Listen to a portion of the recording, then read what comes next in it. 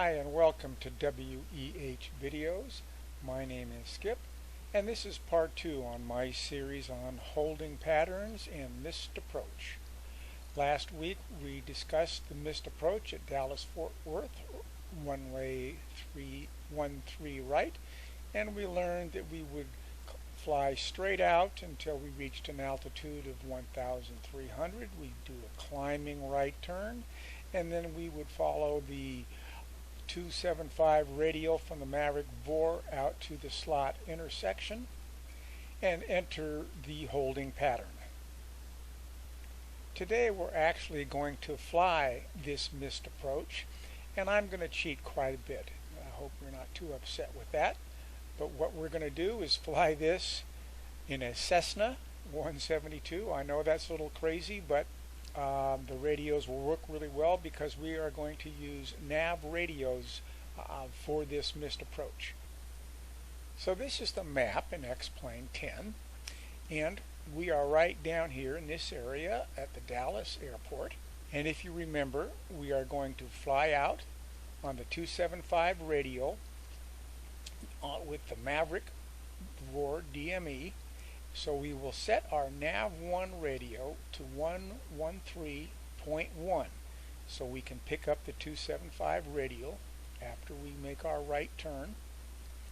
And then we want to set our nav2 radio to 112.4 for the UKW VOR. Now you notice this radio and this radial cross right at the SLOTT intersection.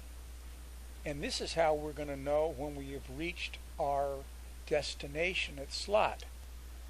So let's go jump in the little Cessna 172N, and we will pick this up on our way to 1,100 feet, heading straight out from runway 13 right.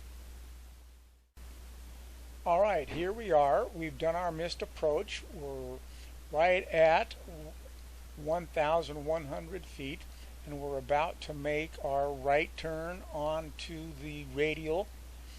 But if you'll just bear with me, let's pretend that we're a half hour out from the airport and that we're going to look at the approach plate and we're going to say, well, gosh, if something goes wrong, let's make sure we have everything set. So let's set our standby frequency here to the Mavericks TTT 113.1 just in case. So let's just go 113.1 and we set that up in the standby radio. And then we wanted to get the UKW VOR, and we're going to put that frequency into the nav2 radio, and that is 112.4. So we're going to put that in our nav2 radio, 112.4. And now we have our radios set just in case we have to do a missed approach.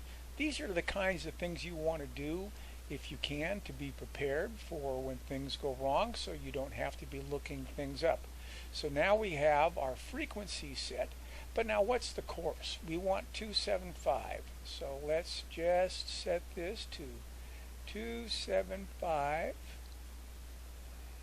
and that way we'll know we'll be on the 275 radial. And we also want the 166. Let's go to 166 down here, and there's 5, 6 right there. Kind of hard to see. We're not going to be that accurate here, but that's okay. You get the idea. So now we have these frequencies set just in case we have to do a missed approach, which of course we had to do.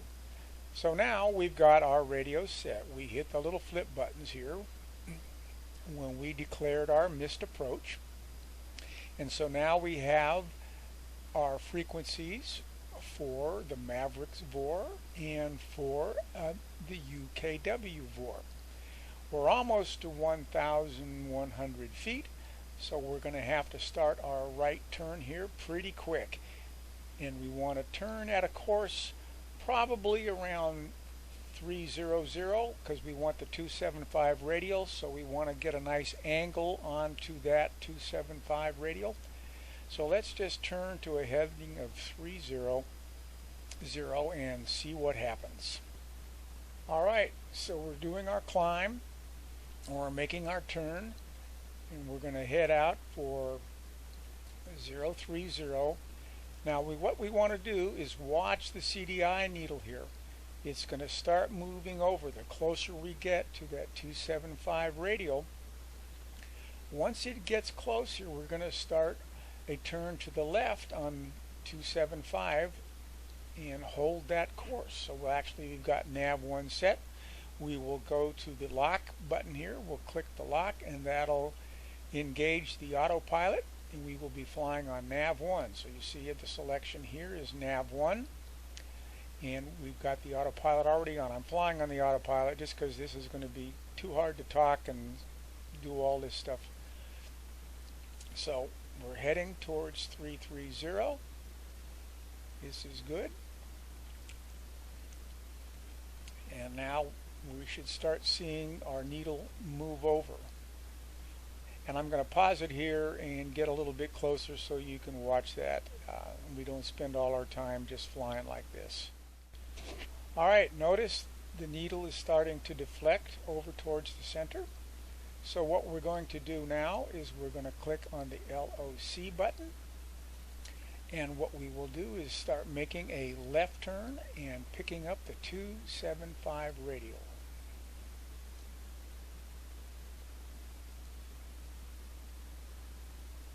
So I'm switching. I was on the heading bug. See the little orange fella here? I moved him around, and that's how I was flying before. I would just set a heading I wanted to go on. So now we are flying on nav1 autopilot. We had to push the LOC button, the localizer button, and as you can see we have a little pointer, and that's pointing from. So we are flying from the Mavericks VOR on the 275 radial. And now we're going to fly this course for 35.6 miles. And you notice down here we have a DME. So this is for nav1, and I could switch it over here for nav2. As you can see, we're 51 miles from the UKW VOR, and we are 5 miles from the Mavericks VOR. So we're just going to keep flying on this until we're 35.6 miles away. The other thing we're going to do is we're going to watch nav2, and this needle is going to creep over, and when this needle is just like the nav1 radio, that means we will be right on the SLOTT VOR. So I'm going to pause here and we'll pick it up just before we get to SLOTT.